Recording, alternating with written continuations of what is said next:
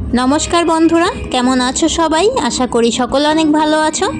আজকে আমি নতুন আরেকটি রেসিপি তোমাদের সঙ্গে শেয়ার করছি। আজকে আমি বানিয়ে দেখাবো ছানার জিলিপি। এইভাবে ছানার জিলিপিটি খুব সহজেই তোমরা বাড়িতে বানিয়ে নিতে পারবে। এই রেসিপিটি বানানোর জন্য কি কি উপকরণ নিয়েছি চলো দেখিয়ে দিই।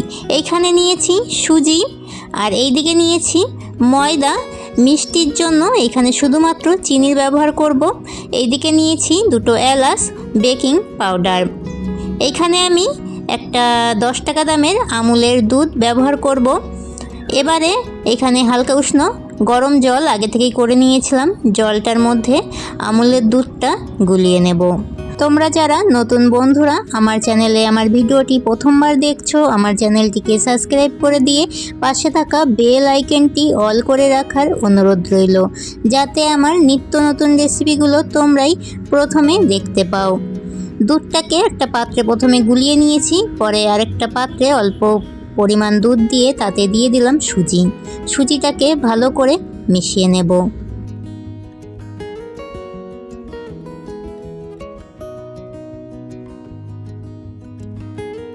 দুধটার সাথে সুজিটাকে ভালো করে মিশিয়ে নিয়েছি। এবারে দিয়ে দিচ্ছি হাফ চা চামচেরও কম বেকিং পাউডার, তাতে দিয়ে দিচ্ছি সামান্য পরিমাণ দুধ। এবারে বেকিং পাউডারটা সুজিটার সাথে ভালো করে মিশিয়ে নেব। সুজিটাকে প্রথমেই শক্ত করে মাখবে না, প্রথমে এরকম পাতলা করেই সুজিটাকে মেখে নেবে। এইখানে আমি সুজিটাকে প্রায় 3 মিনিট ধরে দুধটার সাথে মিশিয়ে নিয়েছি। তোমাদেরকে একটু দেখিয়ে দিই, ঠিক এই রকম সুজির ব্যাটারটা যখন হয়ে যাবে সেই মুহূর্তে 15 থেকে 20 মিনিটের জন্য রেস্টে রেখে দেব। 20 মিনিট পর আমি চলে এসেছি। সুজিটার যতটা জল টেনে নেওয়ার ততটা জল টেনে নিয়েছে। এবারে এতে একে একে বাকি উপকরণগুলো দিয়ে দেব। দিয়ে দিচ্ছি 1 চা চামচ মতো চিনি, দিয়ে দেব 2 চামচ মতো সাদা তেল। চিনি আর সাদা তেল এইভাবে দিয়ে সুজিটার সাথে মেখে নিলে ছানার জিলিপিগুলো অনেক সফট হবে। এবারে এতে দিয়ে দেব সামান্য ময়দার পরিমাণটা একদম কম করেই দেবে। যতটা কম করে দিতে পারবে ততটাই মিষ্টিগুলো কিন্তু ভালো হবে। একদম না দিলেও কিন্তু মিষ্টিটা ভালো হবে না, সামান্য পরিমাণ ময়দা ব্যবহার করতে হবে। এবারে ময়দাটা দিয়ে সুজির একটা ডো করে নেব। তোমাদেরকে একটু বলে দিই, 3 ভাগ যদি সুজি নাও তার সাথে 1 ভাগেরও একটু কম ময়দা কিংবা 1 ভাগ ময়দা নিলেও হবে। যদি সুজির ডোটা খুব পাতলা হয়ে যায় সেই ক্ষেত্রে সুজির ব্যবহার করে ডোটাকে এই রকম সফট করে নিতে হবে। জিলিপিগুলো বানানোর জন্য ডোটা একদম রেডি। আমি এই কাঠের উপরে জিলিপিগুলো বানিয়ে নেব। প্রথমে একটু সাদা তেল মেখে নিচ্ছি, একটু হাতেও সাদা তেল মেখে এবারে ছানার জিলিপির শেপগুলো দিয়ে দেব।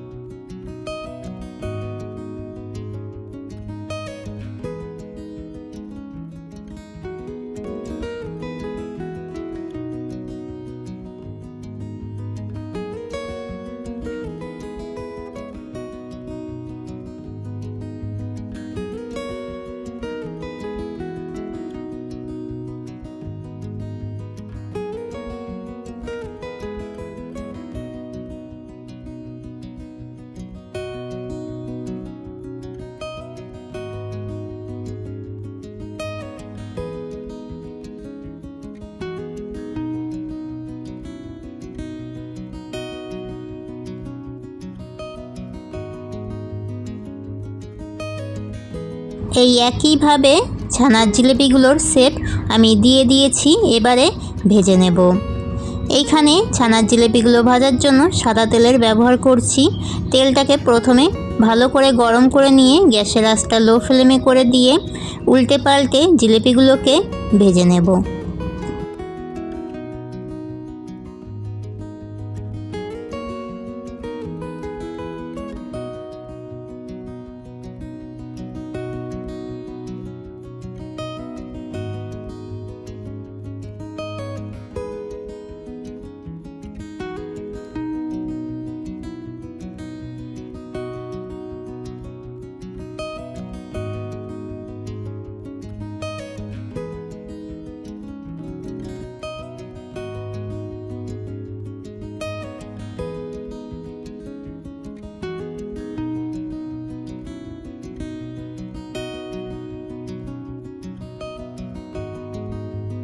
বাকি জিলিপিগুলো এইভাবে ভেজে নেব।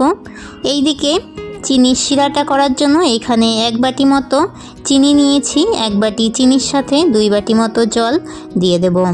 শিরাটাকে ভালো করে জাল করে নেব।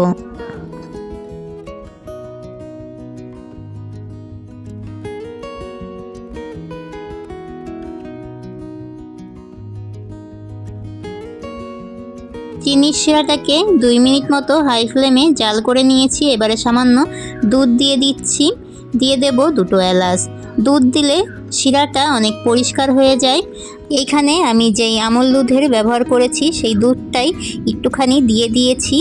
দুধটা দেওয়ার সাথে সাথেই এই দেখো সাইডে কত নোংরা ফেনা মতো হয়েছে, ফেনাগুলোকে ফেলে দেব।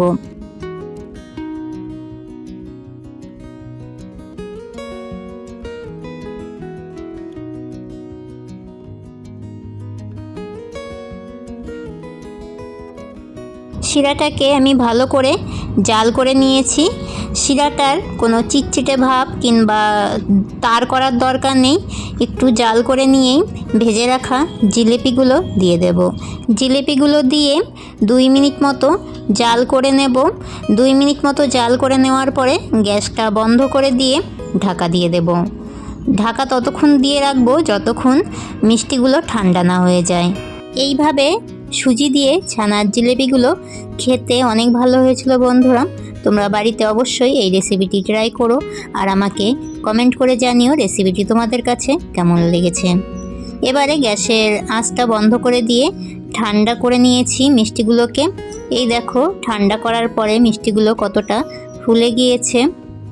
আজকের মতো এতটাই। আবারও দেখা হবে নতুন একটি রেসিপির সাথে আগামী দিন। তোমরা সকলে অনেক অনেক ভালো থাকবে। সকলকে জানাই টাটা।